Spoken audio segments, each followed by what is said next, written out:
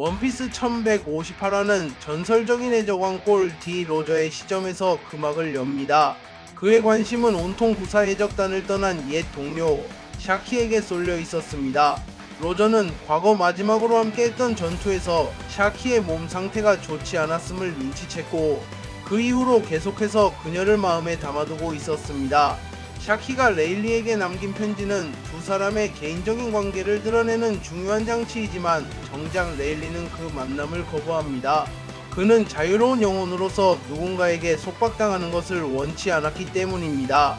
결국 로저는 선장으로서 그리고 친구로서 직접 나서기로 결심합니다. 그는 해적들의 소굴로 악명 높은 아치노스, 즉 해적섬으로 향하여 샤키가 운영하는 주점을 찾아갑니다. 샤키는 구사 해적단을 떠나면서 오직 레일리에게만 만나자는 편지를 남겼습니다. 아마존 릴리의 여전사에서 해적섬의 주점 주인으로 변신한 그녀의 삶의 중심에는 레일리가 있었을 가능성이 높습니다. 하지만 명왕 실버즈 레일리는 그녀의 손길을 정중히 그러나 단호하게 거절합니다. 그의 이유는 속박당하기 싫다는 것. 이는 해적으로서 추구하는 절대적인 자유와 관련이 깊어 보입니다. 그의 마음속에 샤키가 없었다면 굳이 그녀의 편지를 의식하며 만남을 피할 이유도 없었을 것입니다. 이처럼 두 사람의 엇갈린 인연은 안타까움을 자아냅니다. 결국 이들의 관계를 이어주는 것은 선장인 로저의 몫이 되었습니다. 훗날 샤본디 제도에서 두 사람이 함께하는 모습을 아는 독자들에게 이 과거의 이야기는 그들의 관계가 어떤 우여곡절을 거쳐 결실을 맺었는지를 보여주는 소중한 조각이 되어줍니다. 이야기는 40년 전 세계의 중심인 성지 마리조아로 거슬러 올라갑니다. 이곳에서 우리는 훗날 천룡인의 정점인 오로성과 대화하는 젊은 시절의 피거랜드 갈링성을 만나게 됩니다. 갈링성은과 벨리가 세계 정부의 가맹을 거부했지만 그곳이 가진 풍부한 자원과 독자적인 문화는 매우 가치 있다고 평가합니다. 그는과 벨리에서 전혀 예상치 못한 터무니없는 발견을 했다고 밝히며 이는 위대하신 그분, 즉 인님을 기쁘게 할 것이라고 확신합니다. 그곳에는 세계의 역사를 뒤흔들 만한 중대한 비밀이 숨겨져 있었을 가능성이 제기됩니다. 무엇이든 간에 그것은 세계 정부가가 벨리를 주목하게 만든 결정적인 계기가 되었습니다. 이 발견을 근거로 갈링성은 2년 뒤에 열릴 다음 대회의 개최지로가 벨리를 강력하게 추천합니다. 여기서 말하는 대회란 천룡인들이 비가맹국의 원주민들을 사냥하며 즐기는 인간 사냥 대회일 가능성이 매우 높습니다. 다시 시점은 하치노스로 돌아옵니다. 이곳은 무법과 폭력이 난무하는 해적들의 섬이지만 그 중심에는 아주 특별한 규칙을 가진 공간이 존재합니다. 바로 샤키가 운영하는 주점 샤키즈 바가지 바입니다. 샤키는 자신의 주점에서만큼은 어떤 이유로든 싸움을 금지하는 엄격한 규칙을 세웠습니다. 록스 해적단의 선원들을 비롯한 수많은 흉악한 해적들이 이곳에서는 무기를 내려놓고 그저 술잔을 기울이며 담소를 나눕니다. 훗날 사왕이 되는 흰 수염, 빅맘, 그리고 당시에는 견습이었을 카이도 같은 인물들도 이 공간에서는 평범한 손님일 뿐이었습니다.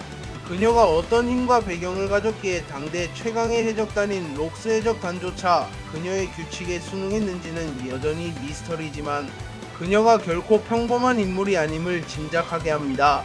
특히 평소의 포악한 모습과 달리 행복한 표정을 짓고 있는 록스의 모습은 매우 이례적입니다. 샤키는 그런 록스를 보며 자신에게 관심이 없어진 것이냐고 장난스럽게 투정을 부리고 빅맘은 그가 분명 새로운 여자를 만나고 있을 것이라고 농담을 던집니다. 샤키의 주점에서 벌어진 대화는 록스 디지백이라는 인물에 대한 충격적인 비밀을 암시합니다. 동료들과 술을 마시던 록스는 유독 행복해 보이는 표정을 짓고 있었고 이는 동료들의 호기심을 자극하기에 충분했습니다. 빅맘은 특유의 직설적인 화법으로 록스가 새 여자를 만나는 것이 틀림없다고 말하고 록스는 당황하며 탑시크릿 비밀이었다고 화를 냅니다. 이 대화에 끼어든 스투시는 한 걸음 더 나아가 록스의 표정이 단순히 연애에 빠진 사람의 그것이 아니라며 어쩌면 아이까지 있을지도 모른다고 추측합니다. 세계의 왕이 되고자 했던 야심과 세계 최악의 범죄자로 알려진 록스에게 사랑하는 여인과 자식이 있었다는 사실은 그의 캐릭터를 완전히 새롭게 해석하게 만듭니다. 그가 원했던 것이 단순히 세계 정복이 아니라 자신의 가족을 위한 새로운 세상을 만드는 것이었을 수도 있다는 가능성을 열어주기 때문입니다. 흰 수염이 이 사실을 전혀 몰랐다는 듯 어리버리한 표정을 짓는 모습은 웃음을 자아내면서도 선내에서도 각자의 관계나 정보의 격차가 있었음을 보여줍니다. 과연 록스의 여인은 누구였을까요? 그리고 그의 아이는 마샬 디 티치입니다. 하치노스의 평화로운 분위기는 예고 없이 찾아온 불청객에 의해 깨지고 맙니다. 주점 밖에서 길게 늘어선 줄을 무시하고 문을 부수며 등장한 인물, 그는 바로 골 디 로저였습니다. 그의 등장은 주점 안의 모든 해적들을 충격에 빠뜨렸습니다. 당시에도 이미 엄청난 명성을 떨치고 있던 로저의 갑작스러운 출현은 믿을 수 없는 광경이었고 몇몇 해적들은 서둘러 그의 사진을 찍기 시작합니다. 록스는 로저, 여기가 내 섬이라고 몇 번이나 말해야 하냐 라며 분노를 터뜨립니다. 하지만 로저는 조금도 위축되지 않고 오히려 여기는 샤키의 주점이라고, 손님들끼리 싸우면 안 되는 거 알지? 그러니까 시끄럽다고 이 호저 새끼야 라고 맞받아칩니다. 이 소란 속에서 샤키는 로저를 발견하고 반갑게 맞이하지만 그녀의 진짜 관심사는 레일리였습니다. 그녀는 레일리도 함께 왔는지를 묻지만 로저로부터 그가 일부러 배에 머물고 있다는 소식을 전해 듣고 충격에 기절해 버립니다. 이야기는 다시 한번 과거로, 이번에는 거인족의 나라 엘바프의 명계로 향합니다. 젊은 시절에 록스디 지백과 엘바프의 왕자였던 하랄드가 격렬하게 맞붙고 있습니다. 두 사람의 격돌은 천지를 뒤흔들 정도의 충격파를 만들어내고 그 광경을 지켜보는 하이루딘과 로키 왕자조차 제대로 서 있기 버거워합니다. 이 싸움은 단순한 힘겨루기가 아니라 한때 친구였던 두 사나이의 신념이 충돌하는 비극적인 현장입니다. 록스는 절규하듯 외칩니다. 하랄드, 다른 사람도 아니고 네가 정부에게 조종당하다니. 이에 하랄드는 고뇌에 찬 목소리로 답합니다. 물론 나도 처음엔 주저했었다. 과연 친구를 죽여서라도 이루고 싶은 목적인 거냐고. 그의 말에는 왕으로서 자신의 백성을 지켜야 한다는 책임감과 친구를 배신해야 하는 고통이 함께 묻어납니다. 하지만 록스는 그런 하랄드의 선택을 어리석다고 비난합니다. 헛소리 집어치워. 결국엔 놈들의 뜻대로 움직이고 있는 거잖아. 바보 같기는, 이용당하고 있는 거라고. 록스와 하랄드의 싸움은 승패를 가리지 못한 채 끝이 납니다. 두 사람 모두 서로에게 전력을 다해 공격을 퍼부었지만 그들의 마음 깊은 곳에는 한데 친구였던 상대를 죽이고 싶지 않다는 마음이 남아있었기 때문입니다. 결국 이 싸움은 무승부로 막을 내렸지만 그들의 우정은 돌이킬 수 없는 파국을 맞이했습니다. 록스는 하랄드에게 차갑게 선언합니다. 이걸로 우리의 우정은 끝이다. 더 이상 너를 동료로 받아들이지 않겠어. 하랄드 역시 자신의 길을 정당화하며 맞섭니다. 나는 왕이야. 소중한 백성들의 목숨을 넣어 같이 패망할 운명인 악당에게 맡기지는 않겠다고. 해설은 이 장면을 다음과 같이 요약합니다. 두 사나이의 기묘한 우정은 승자 없이 막을 내리고 말았다. 그리고 두 사람은 더 이상 만날 수 없었다. 그 사건의 날이 오기 전까지는. 이 해설은 두 사람이 훗날과 벨리에서 재회하게 될 것임을 암시합니다.